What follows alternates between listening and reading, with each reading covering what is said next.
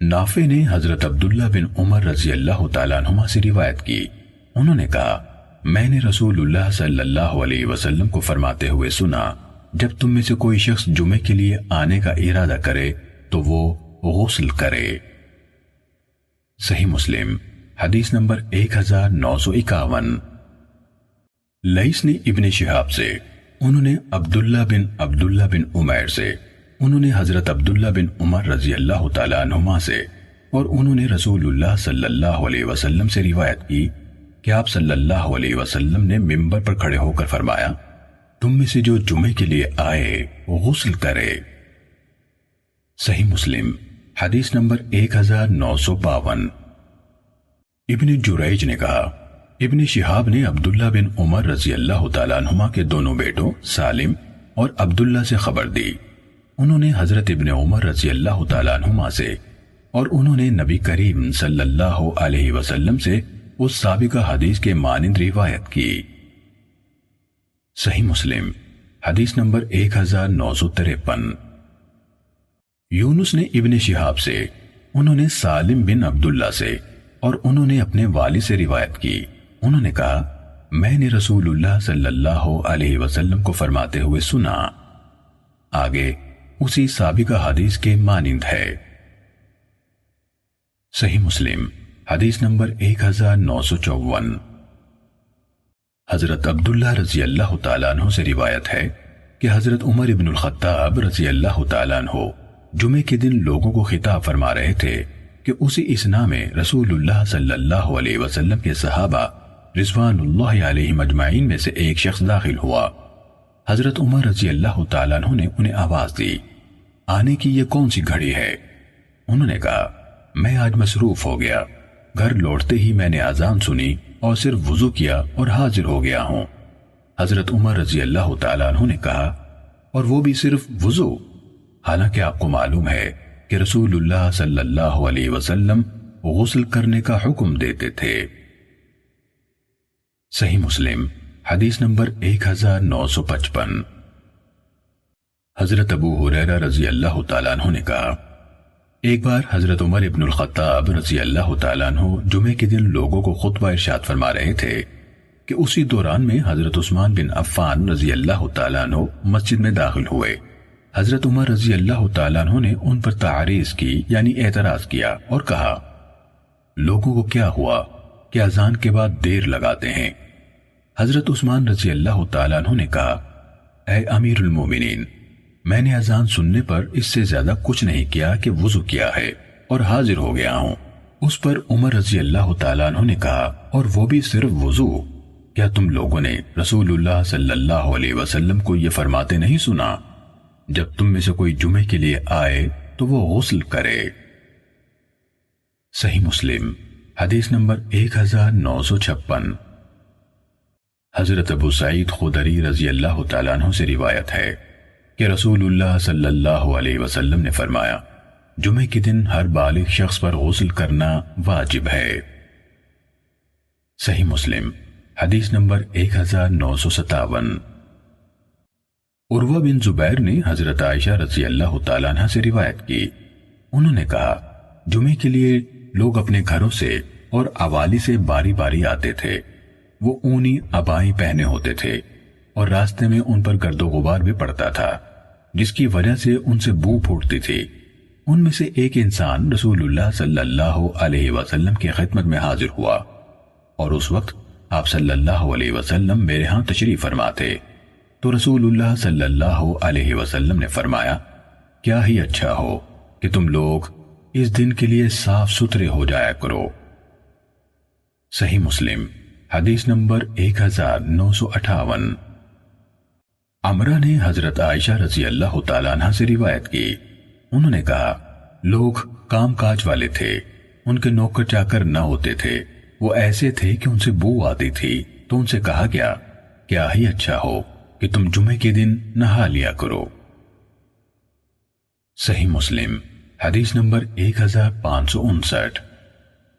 سعید بن ابی بلال اور بکیر بن اشج نے ابو بکر بن منقدر سے حدیث بیان کی، انہوں نے عمر بن سلیم سے، انہوں نے عبد الرحمن بن ابی سعید خدری سے، اور انہوں نے اپنے والد حضرت ابو سعید رضی اللہ تعالیٰ عنہ سے روایت کی کہ رسول اللہ صلی اللہ علیہ وسلم نے فرمایا، جمعے کے دن غسل کرنا ہر بالغ شخص پر واجب ہے، اور مسواک کرنا بھی، اور ہر شخص اپنی استطاعت کے مطابق خوشبو استعمال کرے۔ البتہ بکیر نے سند میں عبد الرحمن کا ذکر نہیں کیا اور خوشبو کے بارے میں کہا چاہے وہ عورت کی خوشبو کیوں نہ ہو۔ صحیح مسلم حدیث نمبر 1960۔ روح بن عبادہ اور عبد الرزاق نے ابن جریج سے حدیث بیان کی۔ انہوں نے کہا مجھے ابراہیم بن میسرہ نے طاؤس سے خبر دی اور انہوں نے حضرت ابن عباس رضی اللہ تعالیٰ عنہما سے روایت کی کہ انہوں نے جمعے کے دن غسل کرنے کے بارے میں نبی صلی اللہ علیہ وسلم کا فرمان بیان کیا۔ طاؤس نے کہا میں نے ابن عباس رضی اللہ تعالیٰ عنہما سے پوچھا اگر اس کے گھر والوں کے پاس موجود ہو تو وہ خوشبو یا تیل بھی استعمال کر سکتا ہے؟ انہوں نے جواب میں کہا میں یہ بات نہیں جانتا۔ صحیح مسلم حدیث نمبر 1961۔ محمد بن بکر اور ضحاک بن مخلد دونوں نے ابن جریج سے اسی سند کے ساتھ سابقہ حدیث بیان کی۔ صحیح مسلم حدیث نمبر 1962۔ طاؤس نے حضرت ابو ہریرہ رضی اللہ تعالیٰ عنہ سے اور انہوں نے نبی اکرم صلی اللہ علیہ وسلم سے روایت کی، آپ نے فرمایا ہر مسلمان پر اللہ تعالیٰ کا حق ہے کہ وہ ہر 7 دنوں میں کم سے کم ایک بار نہائے، اپنا سر اور اپنا جسم دھوئے۔ صحیح مسلم حدیث نمبر 1963۔ ابو صالح سمان نے حضرت ابو ہریرہ رضی اللہ تعالیٰ عنہ سے روایت کی کہ رسول اللہ صلی اللہ علیہ وسلم نے فرمایا جس نے جمعے کے دن غسل جنابت جیسا غسل کیا پھر مسجد چلا گیا تو اس نے گویا ایک اونٹ قربان کیا، اور جو دوسری گھڑی میں گیا تو گویا اس نے گائے قربان کی، اور جو تیسری گھڑی میں گیا تو گویا اس نے سینگوں والا ایک مینڈھا قربان کیا، اور جو چوتھی گھڑی میں گیا اس نے گویا ایک مرغ اللہ کے تقرب کے لیے پیش کیا، اور جو 5ویں گھڑی میں گیا اس نے گویا ایک انڈا تقرب کے لیے پیش کیا۔ اس کے بعد جب امام آ جاتا ہے تو فرشتے ذکر یعنی عبادت اور امور خیر کی یاد دہانی سنتے ہیں۔ صحیح مسلم حدیث نمبر 1964۔ قتیبہ بن سعید اور محمد بن رمح بن مہاجر نے حدیث بیان کی۔ ابن رمح نے کہا ہمیں لیث نے عقیل بن خالد سے خبر دی، انہوں نے ابن شہاب سے روایت کی، انہوں نے کہا مجھے سعید بن مسیب نے خبر دی کہ حضرت ابو ہریرہ رضی اللہ تعالیٰ عنہ نے انہیں بتایا کہ رسول اللہ صلی اللہ علیہ وسلم نے فرمایا جمعے کے دن جب امام خطبہ دے رہا ہو اس وقت اگر تم نے اپنے ساتھی سے کہا خاموش رہو تو تم نے فضول گوئی کی۔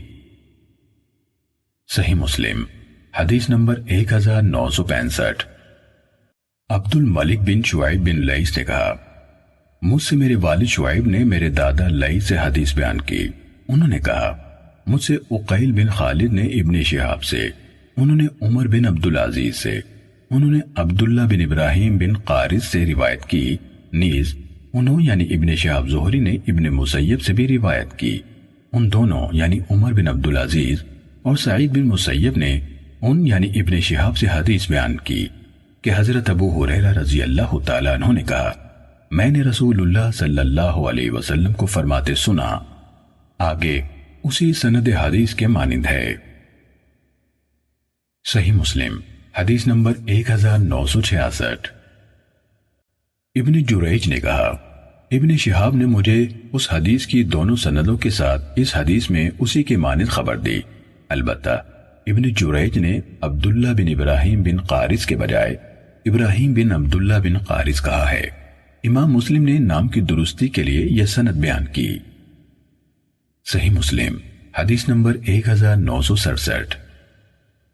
ابو زناد نے اعرج سے، انہوں نے حضرت ابو ہریرہ رضی اللہ تعالیٰ عنہ سے اور انہوں نے نبی اکرم صلی اللہ علیہ وسلم سے روایت کی، آپ صلی اللہ علیہ وسلم نے فرمایا جمعے کے دن جب امام خطبہ دے رہا ہو اس وقت اگر تم نے اپنے ساتھی سے کہا خاموش رہو تو تم نے خود شور مچایا۔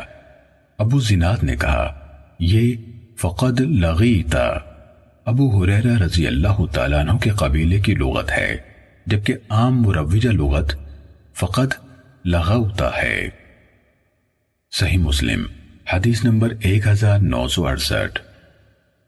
یحییٰ بن یحییٰ اور قتیبہ بن سعید نے مالک بن انس سے، انہوں نے ابو زناد سے، انہوں نے اعرج سے، اور انہوں نے حضرت ابو ہریرہ رضی اللہ تعالیٰ عنہ سے روایت کی کہ رسول اللہ صلی اللہ علیہ وسلم نے جمعے کا ذکر کرتے ہوئے فرمایا، اس میں ایک گھڑی ہے، اس گھڑی کی موافقت کرتے ہوئے کوئی مسلمان بندہ نماز پڑھتے ہوئے اللہ تعالیٰ سے جو کچھ بھی مانگتا ہے اللہ تعالیٰ اسے عطا کر دیتا ہے۔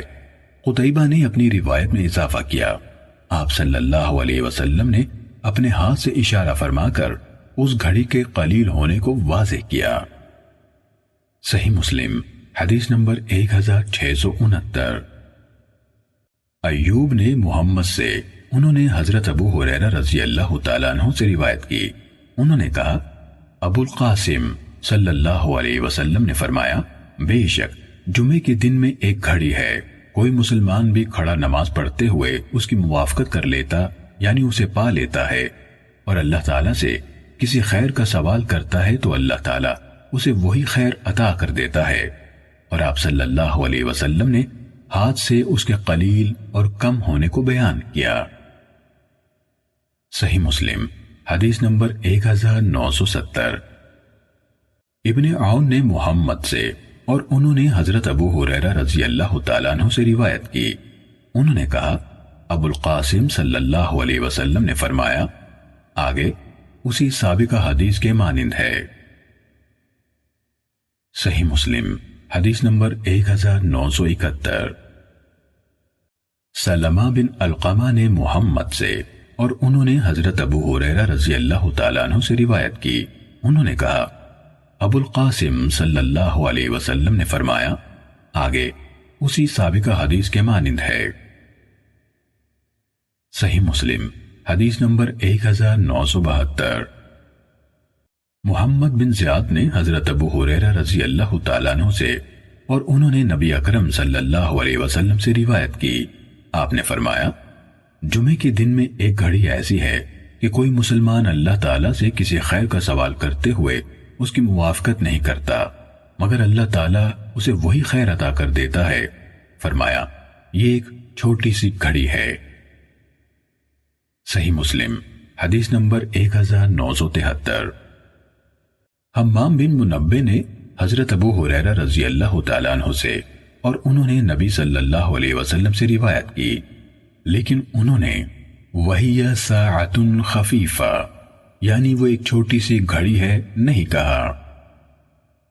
صحیح مسلم حدیث نمبر 1974۔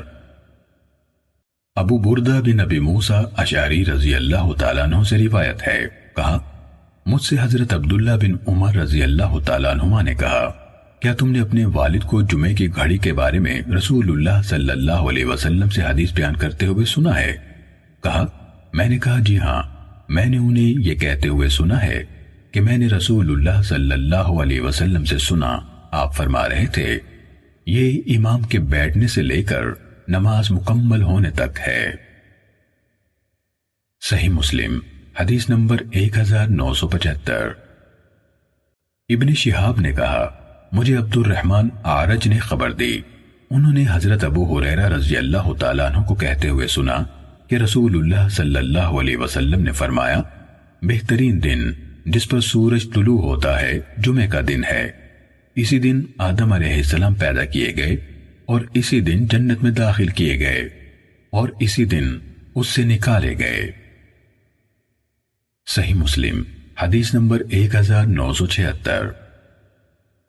ابو زناد نے اعرج سے، اور انہوں نے حضرت ابو ہریرہ رضی اللہ تعالیٰ عنہ سے روایت کی کہ نبی کریم صلی اللہ علیہ وسلم نے فرمایا، بہترین دن جس میں سورج نکلتا ہے جمعے کا دن ہے، اسی دن آدم علیہ السلام کو پیدا کیا گیا تھا، اور اسی دن انہیں جنت میں داخل کیا گیا، اور اسی میں انہیں اس سے نکالا گیا، یعنی خلافت ارضی سونپی گئی، اور قیامت بھی جمعے کے دن ہی برپا ہوگی۔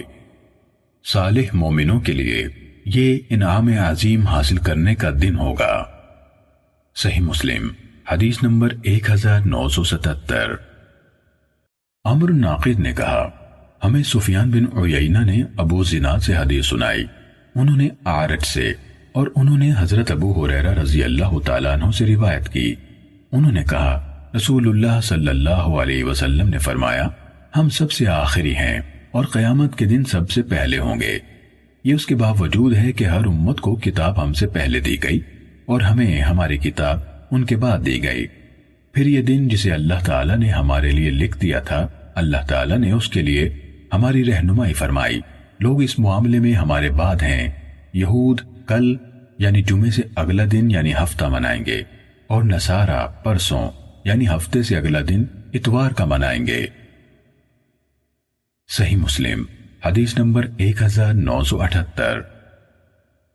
ابن ابی عمر نے کہا ہمیں سفیان نے ابو زناد سے حدیث سنائی، انہوں نے اعرج سے، اور انہوں نے حضرت ابو ہریرہ رضی اللہ تعالیٰ عنہ سے روایت کی۔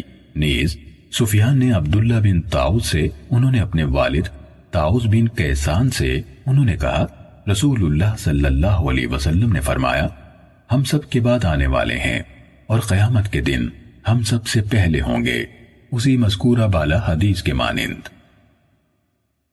صحیح مسلم حدیث نمبر 1979۔ ابو صالح نے حضرت ابو ہریرہ رضی اللہ تعالیٰ عنہ سے روایت کی، انہوں نے کہا رسول اللہ صلی اللہ علیہ وسلم نے فرمایا ہم آخری ہیں، پھر بھی قیامت کے دن پہلے ہوں گے اور ہم ہی پہلے جنت میں داخل ہوں گے، البتہ انہیں یعنی ان کی کتاب ہم سب سے پہلے دی گئی اور ہمیں ہماری کتاب ان کے بعد دی گئی۔ انہوں نے آپس میں اختلاف کیا اور اللہ تعالیٰ نے ہماری اس حق کی طرف رہنمائی فرمائی جس میں انہوں نے اختلاف کیا تھا۔ یہ جمعہ ان کا وہی دن تھا جس کے بارے میں انہوں نے اختلاف کیا، اللہ تعالیٰ نے ہمیں اس کی طرف رہنمائی کر دی۔ راوی نے کہا جمعے کا دن مراد ہے، آج کا دن ہمارا ہے اور کل کا دن یہودیوں کا ہے، اس سے اگلا دن عیسائیوں کا۔ صحیح مسلم حدیث نمبر 1980۔ وہب بن منبع کے بھائی حمام بن منبع نے کہا یہ حدیث ہے جو حضرت ابو ہریرہ رضی اللہ تعالیٰ عنہ نے ہمیں محمد رسول اللہ صلی اللہ علیہ وسلم سے بیان کی۔ انہوں نے کہا رسول اللہ صلی اللہ علیہ وسلم نے فرمایا ہم آخری ہیں مگر قیامت کے دن سبقت لے جانے والے ہوں گے، اس کے باوجود کہ ان لوگوں کو ہم سے پہلے کتاب دی گئی اور ہمیں ان کے بعد دی گئی، اور یہ جمعہ ان کا وہی دن ہے جو ان پر فرض کیا گیا تھا، اور وہ اس کے بارے میں اختلاف میں پڑ گئے۔ پھر اللہ تعالیٰ نے اس کے بارے میں ہماری رہنمائی فرمائی، اس لیے وہ لوگ اس عبادت کے دن کے معاملے میں ہم سے پیچھے ہیں۔ یہود اپنا دن کل منائیں گے اور عیسائی پرسوں۔ صحیح مسلم حدیث نمبر 1981۔ ابو قریب اور واصل بن عبد الاعلی نے کہا ہم سے ابن فضیل نے ابو مالک اشجعی سعد بن طارق سے حدیث بیان کی، انہوں نے ابو حازم سے، اور انہوں نے ابو ہریرہ رضی اللہ تعالیٰ عنہ سے روایت کی۔ نیز انہوں یعنی ابو مالک نے ربیعی بن حراش سے، اور انہوں نے حضرت حذیفہ رضی اللہ تعالیٰ عنہ سے روایت کی۔ ان دونوں صحابیوں نے کہا رسول اللہ صلی اللہ علیہ وسلم نے فرمایا جو لوگ ہم سے پہلے تھے اللہ تعالیٰ نے انہیں جمعے کی راہ سے ہٹا دیا، اس لیے یہود کے لیے ہفتے کا دن ہو گیا اور نصارہ کے لیے اتوار کا دن۔ پھر اللہ تعالیٰ ہمیں اس دنیا میں لایا اور جمعے کے دن کی طرف ہماری رہنمائی فرما دی، اس نے جمعہ پھر ہفتہ پھر اتوار رکھا۔ جس طرح وہ عبادت کے دنوں میں ہم سے پیچھے ہیں، اسی طرح قیامت کے دن بھی ہم سے پیچھے ہوں گے۔ اہل دنیا میں سے ہم سب کے بعد ہیں اور قیامت کے دن سب سے پہلے ہوں گے، جن کا فیصلہ باقی مخلوقات سے پہلے کر دیا جائے گا۔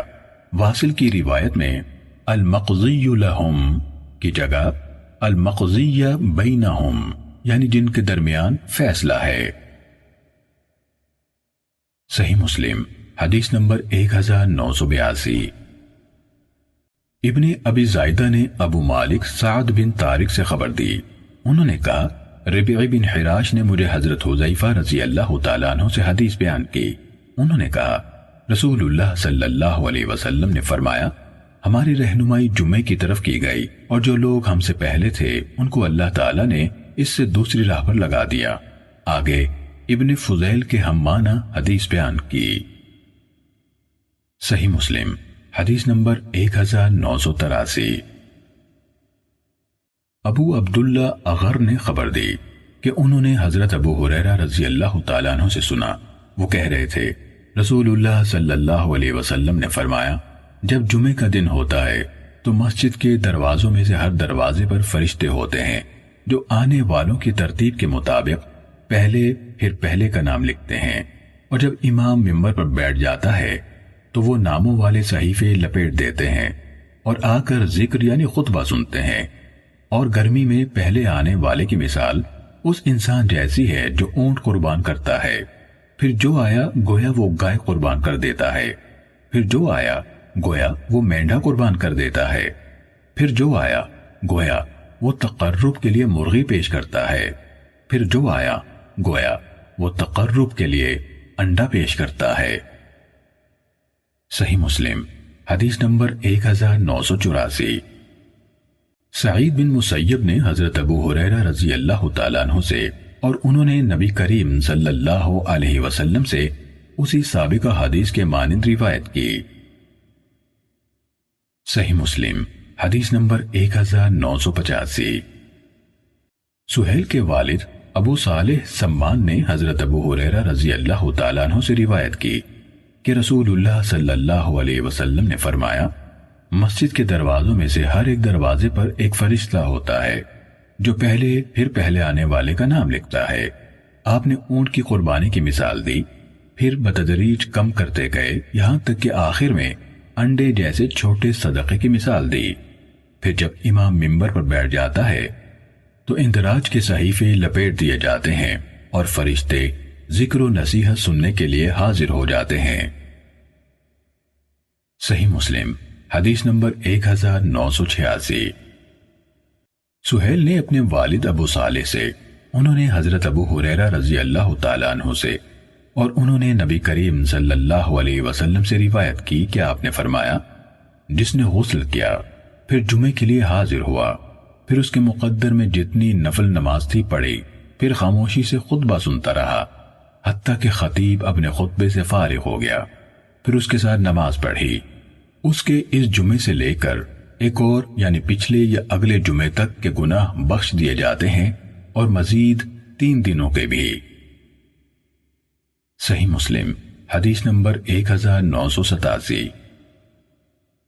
اعمش نے ابو صالح سے اور انہوں نے حضرت ابو ہریرہ رضی اللہ تعالیٰ عنہ سے روایت کی، انہوں نے کہا رسول اللہ صلی اللہ علیہ وسلم نے فرمایا، جس شخص نے وضو کیا اور اچھی طرح وضو کیا پھر جمعے کے لیے آیا، غور کے ساتھ خاموشی سے خطبہ سنا، اس کے جمعے سے لے کر جمعے تک گناہ معاف کر دیے جاتے ہیں اور 3 دن زائد کے بھی، اور جو بلا وجہ کنکریوں کو ہاتھ لگاتا رہا یعنی ان سے کھیلتا رہا، اس نے لغو اور فضول کام کیا۔ صحیح مسلم حدیث نمبر 1988۔ حسن بن عیاش نے جعفر بن محمد سے، انہوں نے اپنے والد محمد سے اور انہوں نے حضرت جابر بن عبداللہ رضی اللہ تعالیٰ عنہ سے روایت کی، انہوں نے کہا ہم رسول اللہ صلی اللہ علیہ وسلم کے ساتھ نماز پڑھتے تھے، پھر واپس آتے، پھر اپنے پانی لانے والے اونٹوں کو آرام کا وقت دیتے۔ حسن نے کہا میں نے جعفر سے کہا یہ نماز کس وقت ہوتی؟ انہوں نے کہا سورج کے ڈھلنے کے وقت۔ صحیح مسلم حدیث نمبر 1989۔ قاسم بن زکریا نے کہا ہمیں خالد بن مخلد نے حدیث بیان کی، نیز عبداللہ بن عبد الرحمن دارمی نے کہا ہمیں یحییٰ بن حسان نے حدیث بیان کی، ان دونوں یعنی خالد اور یحییٰ نے کہا ہمیں سلیمان بن بلال نے جعفر سے حدیث بیان کی، انہوں نے اپنے والد محمد سے روایت کی کہ انہوں نے حضرت جابر بن عبداللہ رضی اللہ تعالیٰ عنہ سے پوچھا رسول اللہ صلی اللہ علیہ وسلم کس وقت جمعہ پڑھتے تھے؟ انہوں نے کہا آپ جمعہ پڑھاتے، پھر ہم اونٹوں کے پاس جاتے، پھر انہیں آرام کا وقت دیتے۔ عبداللہ نے اپنی روایت میں یہ اضافہ کیا جس وقت سورج ڈھل جاتا۔ جمال سے مراد نوازح یعنی پانی لانے والے اونٹ ہیں۔ صحیح مسلم حدیث نمبر 1990۔ عبداللہ بن مسلمہ بن قعنب یحییٰ بن یحییٰ اور علی بن حجر میں سے یحییٰ نے کہا ہمیں خبر دی، اور دوسرے دونوں نے کہا ہم سے حدیث بیان کی عبدالعزیز بن ابی حازم نے اپنے والد ابو حازم سے، انہوں نے حضرت سہیل رضی اللہ تعالیٰ عنہ سے روایت کی، انہوں نے کہا ہم جمعے کے بعد ہی قیلولہ کرتے اور کھانا کھاتے تھے۔ علی بن حجر نے اضافہ کیا رسول اللہ صلی اللہ علیہ وسلم کے عہد مبارک میں۔ صحیح مسلم حدیث نمبر 1991۔ وکیع نے یعلا بن حارث محاربی سے روایت کی، انہوں نے ایاس بن سلمہ بن اکوا سے، اور انہوں نے اپنے والد حضرت سلمہ بن اکوا رضی اللہ تعالیٰ عنہ سے روایت کی، انہوں نے کہا جب سورج ڈھلتا ہم رسول اللہ صلی اللہ علیہ وسلم کے ساتھ جمعہ پڑھتے، پھر ہم سایہ تلاش کرتے ہوئے لوٹتے۔ صحیح مسلم حدیث نمبر 1992۔ ہشام بن عبد الملک نے یعلا بن حارث سے باقی ماندہ اسی سند کے ساتھ روایت کی، ہم رسول اللہ صلی اللہ علیہ وسلم کے ساتھ جمعہ پڑھتے پھر لوٹتے تو ہمیں دیواروں کا اتنا بھی سایہ نہ ملتا کہ ہم سورج سے اس کی اوٹ لے سکیں۔ صحیح مسلم حدیث نمبر 1993۔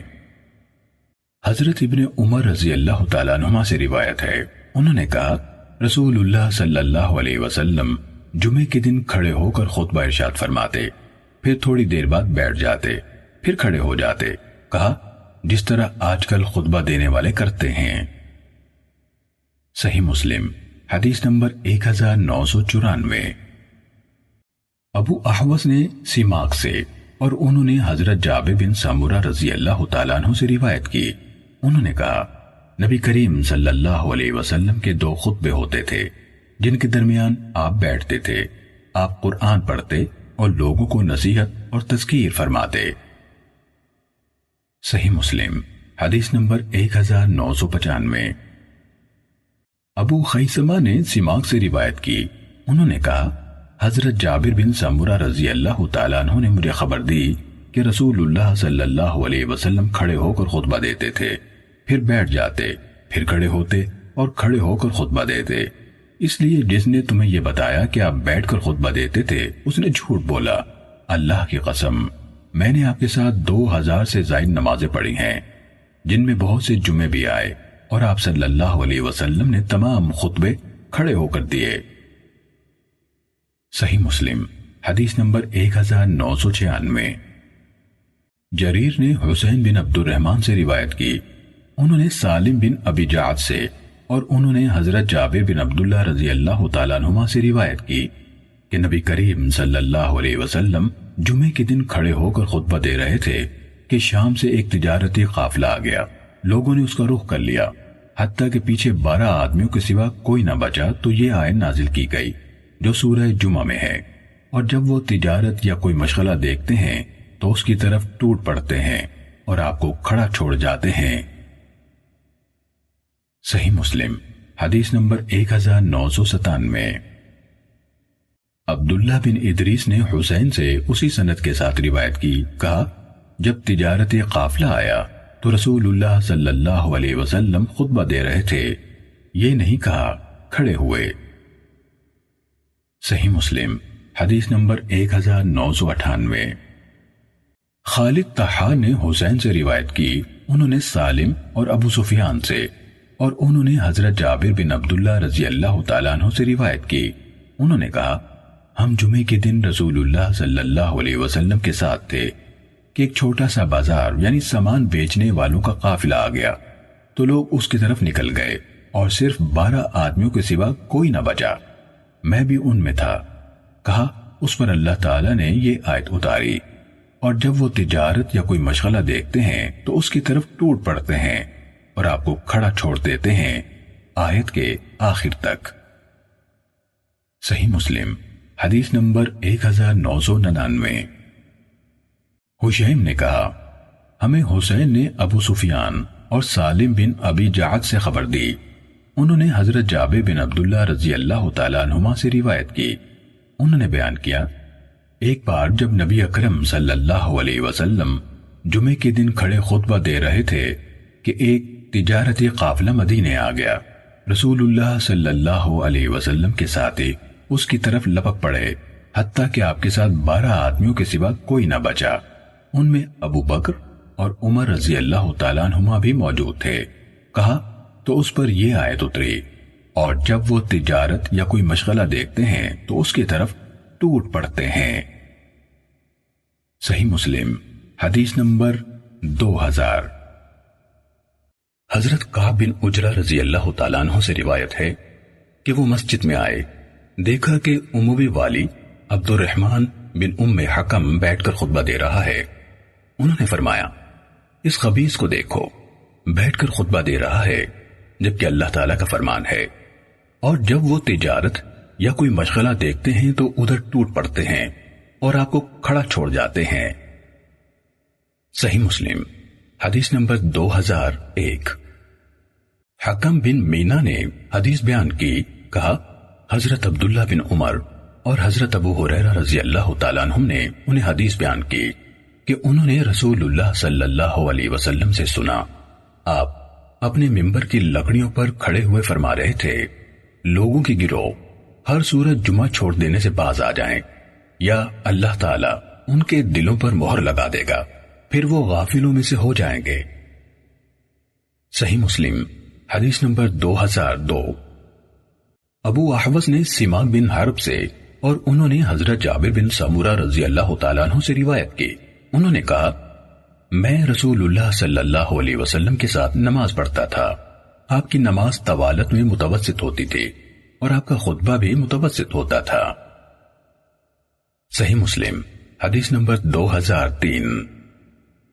ابو بکر بن ابی شیبہ اور ابن نمیر نے کہا، ہمیں محمد بن بشر نے حدیث بیان کی، کہا ہمیں زکریا نے حدیث بیان کی، کہا مجھ سے سماک بن حرب نے حضرت جابر بن سمورہ رضی اللہ تعالیٰ عنہ سے حدیث بیان کی، انہوں نے کہا میں نمازیں رسول اللہ صلی اللہ علیہ وسلم کے ساتھ پڑھتا تھا تو آپ کی نماز درمیانی ہوتی تھی اور آپ کا خطبہ بھی درمیانہ ہوتا تھا۔ ابو بکر بن ابی شیبہ کی روایت میں زکریا نے کہا حدثنی سماک بن حرب، یعنی مجھے سماک بن حرب نے حدیث بیان کی کے بجائے زکریا نے مجھے سماک سے روایت کی کے الفاظ ہیں۔ صحیح مسلم حدیث نمبر 2004۔ عبد الوہاب بن عبد المجید ثقفی نے جعفر صادق بن محمد باقر سے روایت کی، انہوں نے اپنے والد سے اور انہوں نے حضرت جابر بن عبداللہ رضی اللہ تعالیٰ عنہ سے روایت کی، انہوں نے کہا رسول اللہ صلی اللہ علیہ وسلم جب خطبہ دیتے تو آپ کی آنکھیں سرخ ہو جاتی، آواز بلند ہو جاتی اور جلال کی کیفیت طاری ہو جاتی تھی، حتیٰ کہ ایسا لگتا جیسے آپ کسی لشکر سے ڈرا رہے ہیں، فرما رہے ہیں کہ وہ لشکر صبح یا شام تک تمہیں آ لے گا، اور فرماتے میں اور قیامت اس طرح بھیجے گئے ہیں، اور آپ اپنی انگشت شہادت اور درمیانی انگلی کو ملا کر دکھاتے اور فرماتے حمد و صلات کے بعد بلا شبہ بہترین حدیث یعنی کلام اللہ کی کتاب ہے، اور زندگی کا بہترین طریقہ محمد صلی اللہ علیہ وسلم کا طریقہ زندگی ہے، اور دین میں بدترین کام وہ ہیں جو خود نکالے گئے ہوں، اور ہر نیا نکالا ہوا کام گمراہی ہے۔ پھر فرماتے میں ہر مومن کے ساتھ خود اس کی نسبت زیادہ محبت اور شفقت رکھنے والا ہوں، جو کوئی مومن اپنے بعد مال چھوڑ گیا تو وہ اس کے اہل و عیال یعنی وارثوں کا ہے، اور جو مومن قرض یا بے سہارا اہل و عیال چھوڑ گیا تو اس قرض کو میری طرف لوٹایا جائے اور اس کے کنبے کی پرورش میرے ذمے ہے۔ صحیح مسلم حدیث نمبر 2005۔